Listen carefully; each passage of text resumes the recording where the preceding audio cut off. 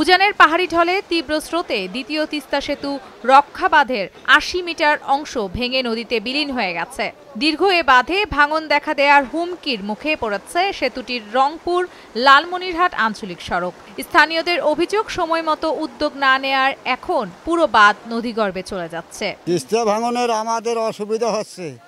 এই তিস্তা যদি এখানে বাঁধের মাথা ভাঙে আমাদের বাড়ি ঘর ধরে ধকপকে পড়ে যাবে। উপর মহলে যারা কর্মকর্তা আছে তার অবহেলার কারণে আজকে সরকারের লাখ লাখ টাকা ক্ষতি হয়ে গেল। এই লাখ লাখ টাকা ক্ষতি সরকারের নয়, এটা জনগণের ক্ষতি।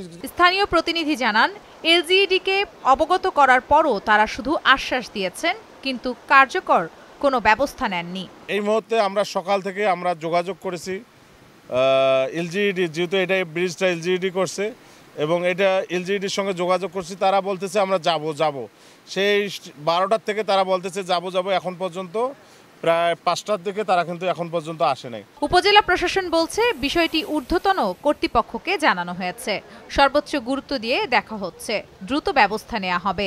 ব্রিজটি যেহেতু এলজিইডি কর্তৃক নির্মিত, বাঁধটিও এলজিইডি কর্তৃক নির্মিত, আমাদের এখানে এলজিইডির জেলা দপ্তরকে আমরা জানিয়েছি এবং তারা বলেছেন যে তারা দ্রুততম, যেহেতু এটা এলজিইডির একটা নিজস্ব প্রজেক্ট, তারা বলেছেন যে তাদের যে নিজস্ব রিসোর্স রয়েছে সেখান থেকে তারা দ্রুততম সময়ে এই যে বাঁধের যে ক্ষতি হয়েছে সেটা তারা মেরামত করবে। উপজেলা নির্বাহী অফিসার রংপুর এলজিইডির নির্বাহী প্রকৌশলী জানান, তারা পানি উন্নয়ন বোর্ডের সঙ্গে বৈঠক করেছেন।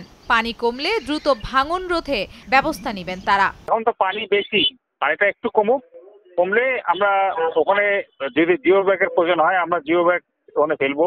তাদের সাথে আমাদের একটা মিটিং হলো, আমাদের অ্যাডিশনাল চিফ স্যারও ছিলেন মিটিংয়ে। যেটুকু ভাঙন যেটুকু হয়েছে সেটুকু কিভাবে মানে সাস্টেন করা যায় সেটার একটা ব্যবস্থা আমি অলরেডি লোক পাঠাইছি এবং আগামীকালকে আমি নিজেই যাব। Desk report, channel 9।